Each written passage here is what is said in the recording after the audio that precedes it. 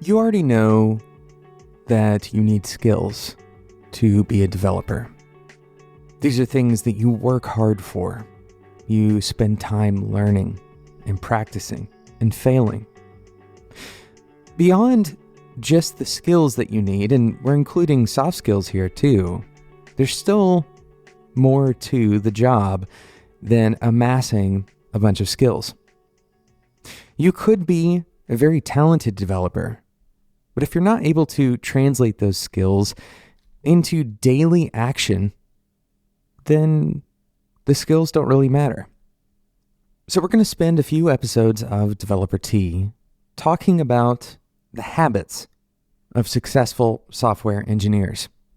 Now, this isn't going to be only one kind of engineer. This isn't just for back-end or just for front-end. So we're going to cover a lot of ground, and there's going to be some abstract conversations, but we're going to try to use as many concrete explanations or examples as possible so that you can connect to this and start to kind of shape your list of habits. My name is Jonathan Cottrell. You're listening to Developer Tea, and my goal on this show is to help driven developers find clarity, perspective, and purpose in their careers. And if you've been listening for very long and paying attention to the intros of the show, then you might notice that we changed that goal a little bit. Previously, the goal was stated as to help driven developers connect to their career purpose and do better work so they can have a positive influence on the people around them. And we still care about that. We still want to empower developers to find something that they care deeply about and empower them to do better work as developers. But we've added to this goal. We've added the concept that there's more to being a developer and being a human than constantly seeking after some singular purpose. Sometimes that is too reductive. It doesn't give us a chance to experience things that are totally different in life. It may even feel like a rule. And that's not the goal. The goal of this show instead is to inspire developers to open up, not close down. So hopefully this new stated message captures that intent, and hopefully those of you who were listening because you connected with the old goal, that old message, you still feel the same connection. So we're talking about this idea that your talent or your skills really realize their value when you put them into action. And more importantly, not just a single action. You can't show off your skills once and then ride on that for the remainder of your career.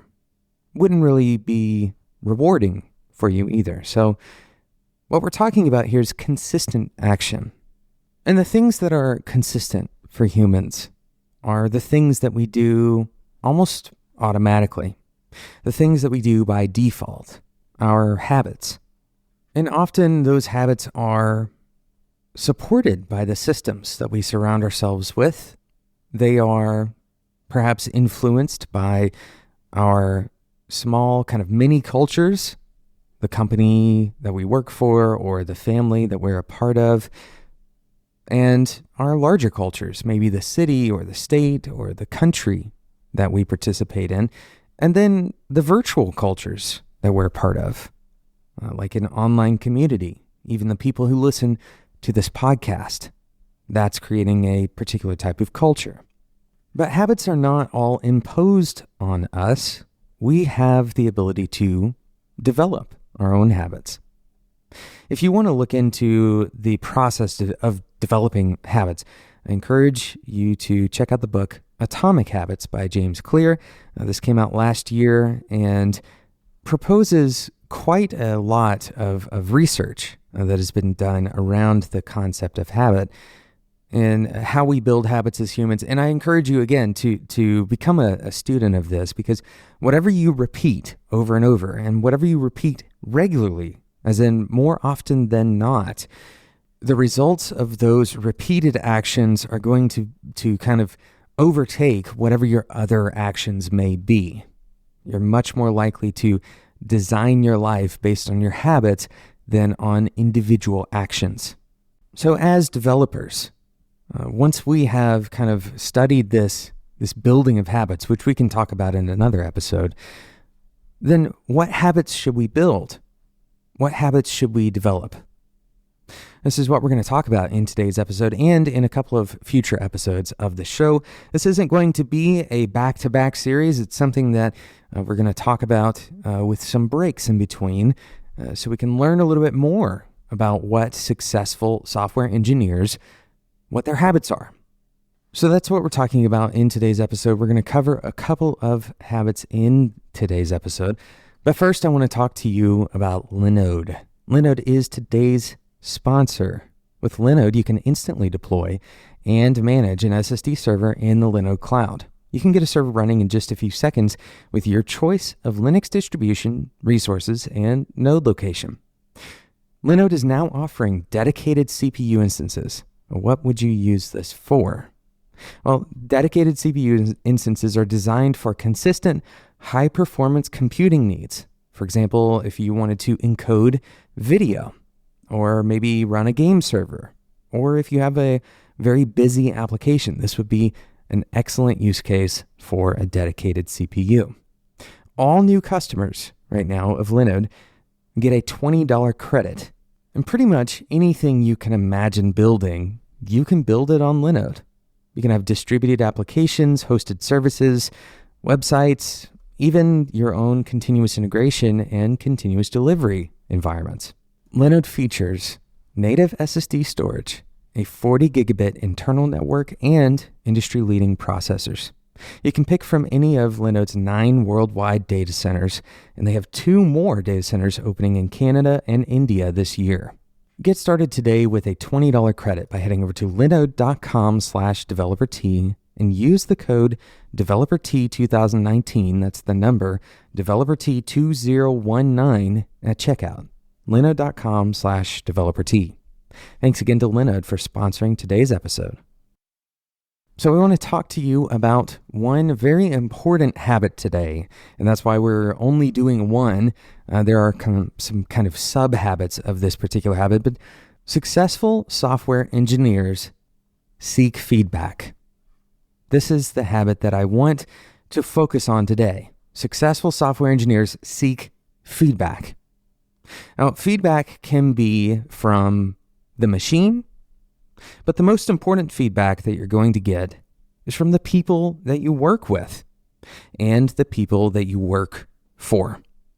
Pretty much anybody who is influenced in some way by the work that you do. So it could be the users of your application, it could be the other developers on your team, it could be the stakeholders in whatever the product is that you're building, and anyone who is surrounding that work. You can get feedback from them. Now, there's different types of feedback. For example, the most basic type of feedback is a kind of retrospective look into the past.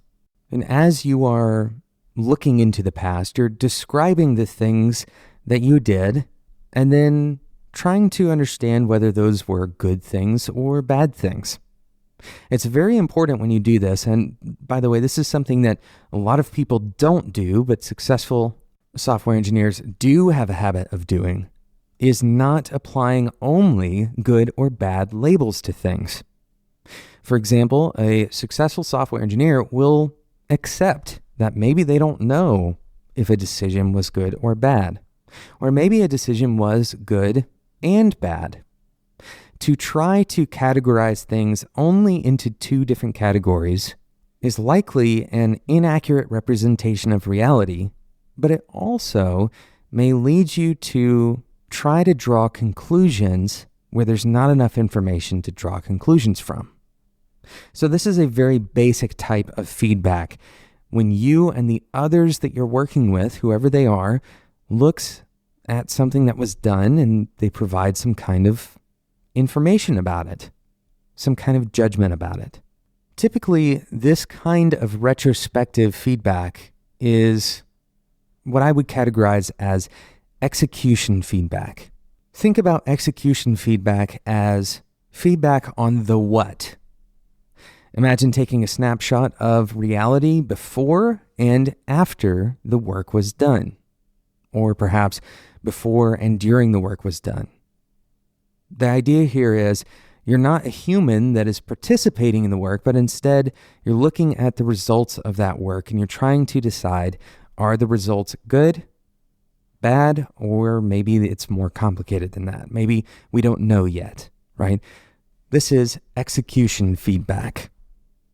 There's another kind of feedback though, and successful software engineers, especially the very successful software engineers, focus perhaps as much or more on this type of feedback. And that is emotional feedback. What do my actions make others around me feel? Now, both emotional and execution feedback can be delivered in formal or informal ways. Formal ways are structures that elicit that feedback. Think about the kind of meetings that you may have with a manager and the surveys that you send to users. Informal feedback is constantly being provided to us. That feedback, once again, can come from a machine. This is more execution feedback. It can also come from daily interactions with our coworkers and watching users use the product. It doesn't have to be labeled feedback for a successful software engineer to gain value from it. Sometimes that feedback is as simple as someone saying thank you, but sometimes the feedback is much more complicated. For example, you may have some intuitive sense that there's conflict brewing between your teammates. And this kind of feedback, this unspoken feedback, unstructured feedback, is often where we get things wrong. In a previous episode, we talked about communication. We talked about the models of communication. And one of the important aspects of any kind of communication is the idea of noise. Noise can distort the feedback that we receive. And so when we have unstructured feedback systems, for example, when we're trying to judge each other's emotional states based on behavior, this is a very noisy environment to gather feedback from.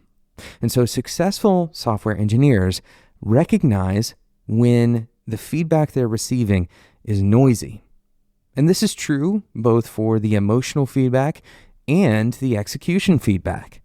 Sometimes we don't have all of the information we need to, for example, solve some kind of problem. Maybe there's a bug in our software and we don't have everything that we need. And so the report of the bug may have a lot of noise along with it. Ultimately, successful software engineers develop the habit of seeking feedback and then responding to it. Not only do we take feedback, but we decide what to do about that feedback. The more systematic you can make this, the more likely you are to embed those new behaviors into your daily habits. If you can say, I will stop doing X and start doing Y. This is a commitment that you make. When you receive some kind of feedback, you can make this commitment either to yourself or to the person who's providing that feedback to you. This constant refinement of your habits is what will make you more likely to succeed as a developer. Thank you so much for listening to today's episode. Thank you again to Linode for sponsoring today's episode. You can get $20 worth of credit to go and get started with your Linode projects, whatever they are. You can build pretty much anything on Linode. Head over to linode.com/developer-T. Use the code developer-T2019. That's developer-T 2019 at checkout. Thanks again for listening to today's episode. If you've enjoyed the episode and you don't want to miss out on future episodes like this one, including more in this series, The Habits of Successful Software Engineers, I encourage you to subscribe in whatever podcasting app you are currently using. Thank you so much for listening, and until next time, enjoy your tea.